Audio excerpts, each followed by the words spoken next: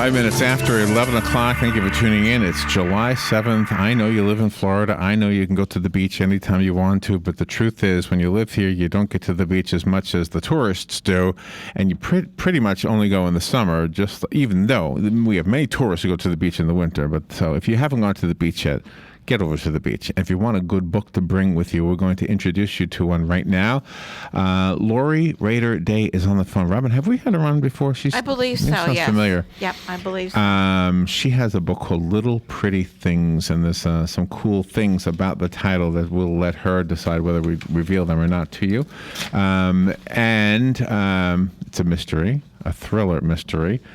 There's a murder involved in the story between one of two close friends who are about to go to their 10-year reunion. I guess one doesn't ever get there. Lori is a teacher. It says here, a higher education administrator. She teaches mystery writing classes at Story Studio in Chicago, Illinois. She appeared in Ellery Queen Mystery Magazine, Time Out Chicago, the Madison Review. She's a member of the Mystery Writers of America, Sisters in Crime, International Thriller Writers. She's an award-winning author, and I met a guy once from Muncie, Indiana, who went to Ball State University. Wow. I wonder if she knows him, because she also grew up there, I think if I got my notes right, unless I'm mixing her up with somebody else. Lori Rader Day. Good morning, Lori. How you doing? Good morning. Thanks for having me. Good. Where are you right now? I'm in Chicago. That's where I live now. And I grew up in central Indiana, but I went to Ball State. So Muncie, Indiana. I think that was the name of the city he lived in. Did you live in Muncie? I lived in Muncie when I went to school there, and then I stayed on and worked for the university for several years. So I was there about 10 years. Oh, really? And one of your first writings, it said you kind of, what do you call it when you take somebody else's characters and build a story around them? Fan fiction. I did that when I was first writing, when I first realized that there were these people who wrote books, and I loved books so much, I wanted to be one of them. I was about 6 or 7 years old. Okay. And I 6 or 7? I know. I started early. That took a second to sink in. Yeah. 6 or 7. My first book wasn't published until I was 40, so, I must have been a slacker, really. Oh, my goodness. Where are you outdoors? I thought I heard a siren, or was that a dog screaming? What was that? Yeah, apparently I forgot that in Chicago, 10 a.m. in Chicago is when the warning, they test the warning signal, so yeah, that was my front window. You just heard. Oh, that was your warning. Dog checking it out. Oh, for air raid or? Yeah, it's just like a weather alert. You know how they test those once in a while. I didn't realize I'm not usually here at 10 a.m. on a Tuesday, so I didn't realize that it was going to happen. Oh, that's kind of fun. There you go. This is a very well written story, and I'm sure that I'm not the only one saying that. You've got a lot of people saying that. How many books have you written at this point? This is my second one, and then I'm writing my third one, and it should be out next summer. So do you like this genre? Is it scary? Is this the kind of book you can read in the daylight on a beach where you can see all around you? There's no walls hiding anybody? Yeah, it's probably a good beach read, so you can keep it in daylight.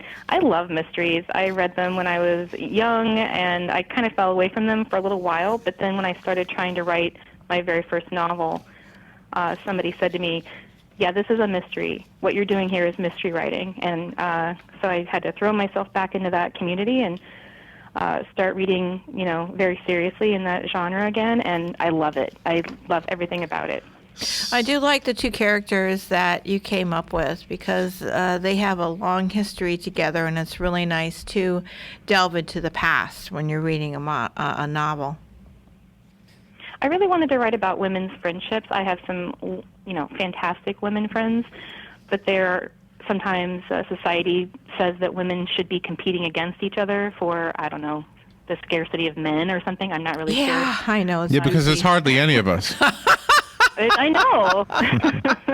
You got to take out ads. 48% of the population is just not enough. Well, they're not all good ones like you, Larry. So, She was trying to think, what should I write in this line? That was the writer in you. I could hear the wheels turning. All right, so before we talk about the story in the book itself, I have a question to ask you. Since you teach mystery writing, I'm guessing, because I've never studied this, except as a reader. So I'm guessing that the hard part is to not give out too much information early, but just enough so that later on, because usually a good mystery book, you go back and you say, oh my gosh, I didn't see that coming, and there it was right there. Right? Yeah, it's about hiding things in plain sight, right? So you have to give clues so that the reader can follow along, but it should feel at the end that maybe things you thought meant something actually meant something else, or they could mean two things simultaneously and point to more than one. Like the title culprit. of the book? Yep. Exactly.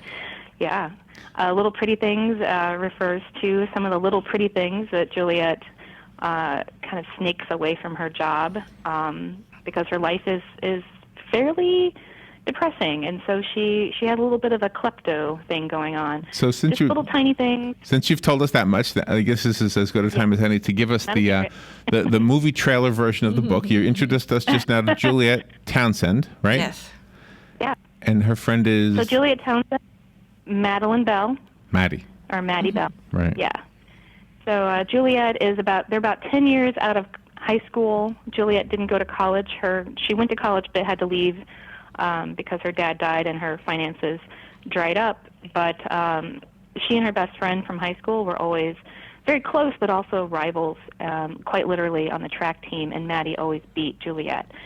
So now that they're about 10 years out, Maddie comes back for the first time in 10 years. They've been estranged all this time for various reasons, and she's still ahead. She's still beating Juliet at life this time.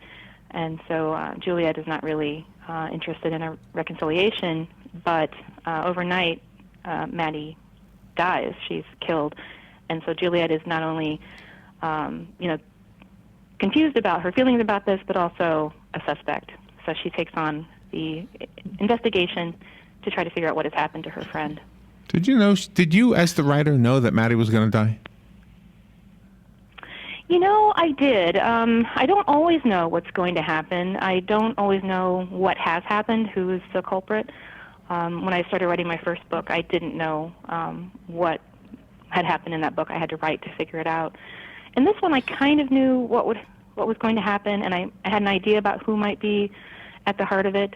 But I was wrong. I actually figured out that it was something else. So that's a different kind of writing than some people do. Yeah, some people will plot out an entire book. I don't think it's that. It has to be interesting to me if I'm going to write it. If I have to spend the time to write it, I want it to be interesting, and I keep it mysterious for myself as well. And did you?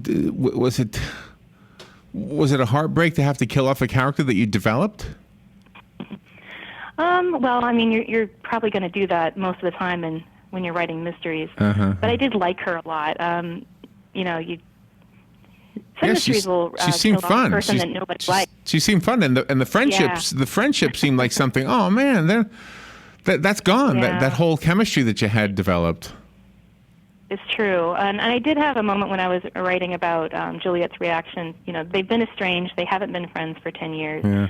But as she's thinking back on the relationship they had and thinking about this friend being gone forever, I kind of choked myself up a little bit. I mean, I have a best friend, and I had to think, how would I feel if I knew I'd never see her again? Oh my goodness! Does she run faster than you, your friend? Neither of us is very fast. Oh, okay. Did you happen to hear? This is not related, but did you happen to hear that in the new Star Wars film they kill off Jar Jar Binks? Did you hear this? I didn't hear that. I hadn't heard that. I think that's what I read, and it's because nobody really liked them. So if your audience doesn't like your character, get rid of him. He's really no problem. old. He's gone. Yeah, and he's got to be really, really, really old too to be all those years. Oh, is that? See, I don't even know enough about that series. All right, so can we take a little break? We'll be right back. This is fascinating stuff. Lori Rader Day when we come back. The weather is brought to you by myfwc.com. Safe boating is no accident. It'll be partly sunny today with a thunderstorm around during the afternoon and evening hours. The high 87 to 91, and partly cloudy overnight, low 71 to 75. For tomorrow, sunshine mixing with building clouds with a thunderstorm around mainly during the afternoon hours over the interior, the high 89 to 93. Thursday, sunshine mixing with clouds with a thunderstorm around mainly during the afternoon hours, high 89 to 93. From the Florida Weather Center, I'm Joe Lundberg. Hi, Danny Warfel here. Get moving with Florida Credit Union's fast and easy loan approval process. Let Florida Credit Union start up a new car loan for you today. No more waiting, hassles, or stop signs. You can even apply online. With a strong financial team behind you, you can enjoy great rates and fast approvals. It's all about personalized service and a streamlined process. Florida Credit Union, connecting your money to your life. Career Source, Citrus, Levy, Marion brings together business and community partners, economic development leaders, and educational providers to connect employers with qualified, skilled talent and job seekers with employment and career development opportunities. Tune in the first and third Wednesday of each month at 9:30 a.m. to Career Source, Citrus, Levy, Marion, and learn how they can help you. All right, 16 minutes after 11 o'clock. Thank you for staying tuned with us. Lori Rader Day is on the phone. She's in Chicago where they're testing out the sirens, the weather alerts. We should do that here. And her book is called Little Pretty Things. It's a mystery thriller novel, and we're learning about Juliet and Maddie, Juliet Townsend and Madeline Bell, best friends on the verge of having a 10-year high school reunion, and Maddie is found dead and Juliet becomes a suspect. So this is clearly one of those books that you want to take to the beach where you can see around you, no walls, bright sunshine, right? Exactly. All you got to do is be in one room. Yeah. See, the men will never admit that they get scared, but they do. I like the title. You could have done different things with the title. You said Little Pretty Things. I know. You could have done it Pretty Little Things, but it wouldn't have made the same impact as we're reading the book. Well, I also found that there were plenty of things called Pretty Little Things, but there's only one thing now called Little Pretty Things. So, oh, nice. That's right. Yeah, except that people keep getting it wrong, but that's okay. That's okay. Well, and I had to think before I said it. I had to make sure I say the right title. Little comes first. Little comes before pretty. Will you be making this into a series with Juliet? For your next that's a book? possibility. I did think when I originally was thinking about this character and thinking about this book before I started writing it, the plan was that I wanted to devise a character that could grow over time and have several books written about her. It's kind of a great thing in the mystery community to have a series character. I'd like to spend more time with Juliet. She grew on me, especially a kleptomaniac. That's a cool part of her. Yeah, exactly. Just somebody just picks up stuff and puts them in her pocket. And the concept is I wanted to give her a terrible job, but then maybe in the next book she has a slightly less terrible job. She could maybe move up a little bit slowly. Yeah, because really the job she has now, she still has to be an ambassador for the hotel that she's working at, even though she's considered the one of the very, very bottom but very necessary jobs in the hotel business.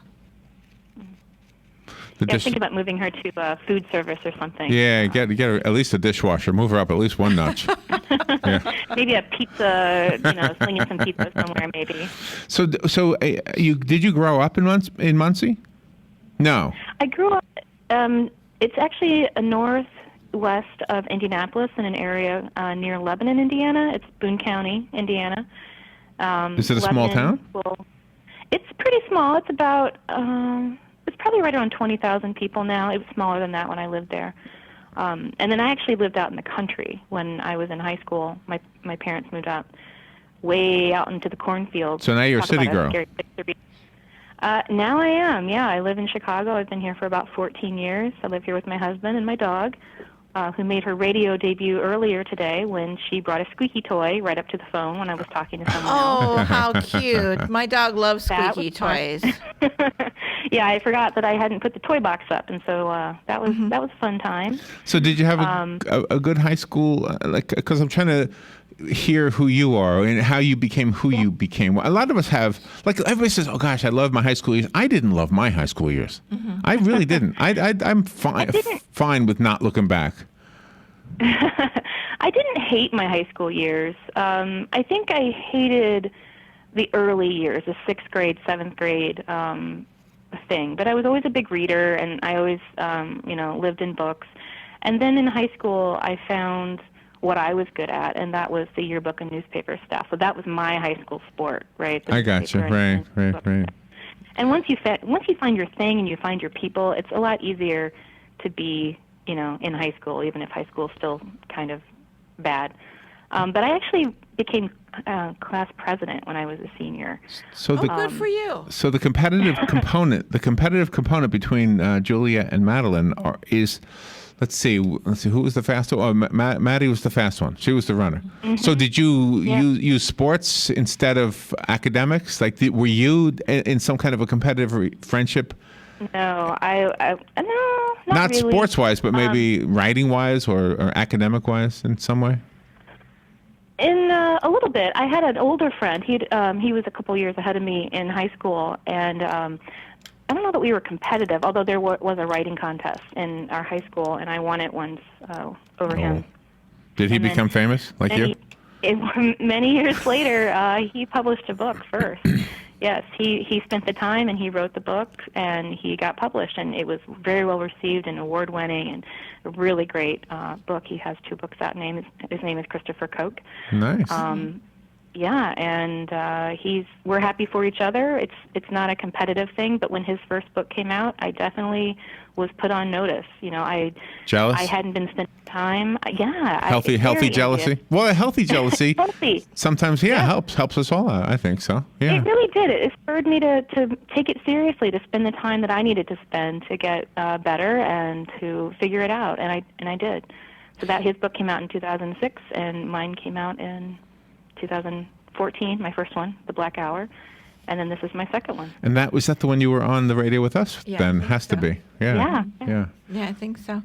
You had brought up jealousy, and that's one of the emotions that you explore in the book between Juliet and Madeline. Definitely.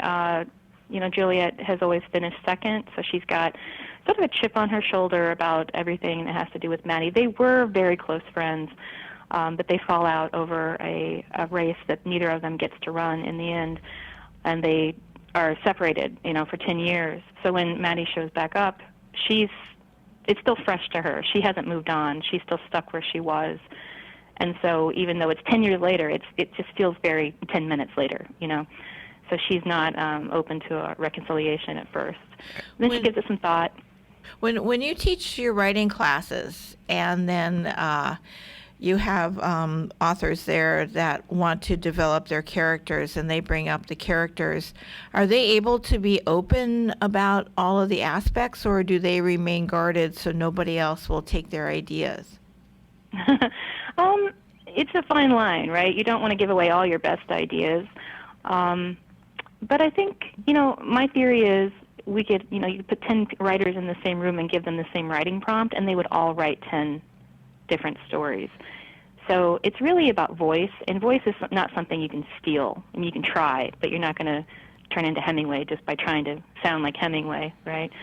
So you just have to develop your own voice, and that's what really the goal is for all writers. So in school, when the teacher would assign like a certain number of words for an essay, and you would only get a half of that, you would really fill it up with filler, and it didn't work. It never worked. But if you wrote twice as many and edited it down, it was a much better write, much better, I guess. Does that work in book writing as well? I mean, when you write a novel, like the Little Pretty Things, was this originally, let's see, what is it now? It's about 300 pages or so. Was it originally 600 and you had to edit it down? It was not. It was probably a little bit longer. I think Stephen King's theory is that while you're revising and editing, your goal is to take out 10%. Of course, he writes behemoth books, big doorstops of books, so I'm sure he needs to cut down on the words.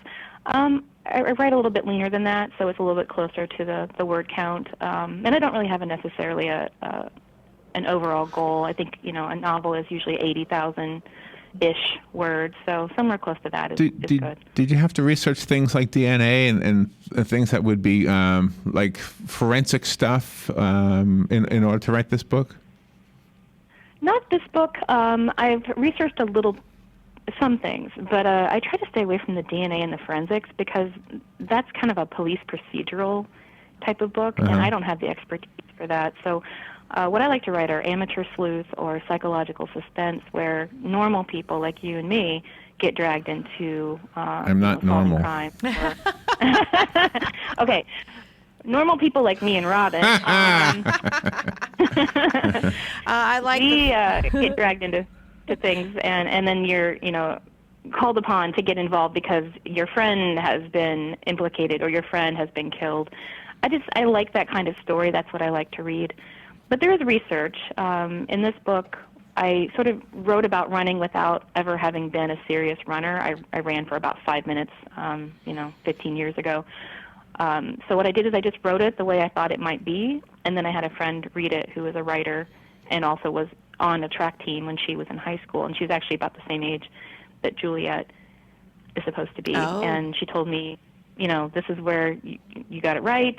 Here are some opportunities that maybe you could Oh, wow, look into. really? And she actually said I was a runner in a past life, and I'm going to add that to my bio. Okay. I'm intrigued that you have some hours of Russian under your belt. What intrigued you to go to learn the language? It was kind of haphazard. I went to sign up for my classes for my very first year in college, and I had taken a year of French and a year of Spanish in high school, and I had enjoyed them and done really well with both of them, but, hadn't obviously studied either of them in any depth, and I wanted to pick up a language. So, when the counselor is saying, oh, here are the languages you can take, Russian just sort of caught my eye, and I don't know why. I think it was the different alphabet. It was, definitely going to be a challenge, and I ended up taking 16 credit hours in Russian. It is mostly all gone now, but for a while there, I could talk like a Russian 3-year-old or something like that. Oh, really? Gosh, that is wonderful. Okay, maybe a 5-year-old. How do you say little pretty things in Russian? Oh boy, should I be didn't know I was going to prepared. get that question. Hold on, I think. Yeah, I don't have that one. Sorry. Oh, okay. Let's see. I have something on here called a voice generator. So I think I have a Russian guy going to say little pretty things in Russian. Okay. Oh, how do you do this? Oh, now it's giving me an ad. Never mind. Oh, it gives you ads. I put in Russian voice generator and I typed in little pretty things and. I really like the idea, though, that you've got different personalities going on there between the different eras, because I think that's really hard to write because personalities evolve over the years. Yeah, Juliet maybe didn't evolve as much as she should have, and that's part of her problem. She's a little bit naive for her age.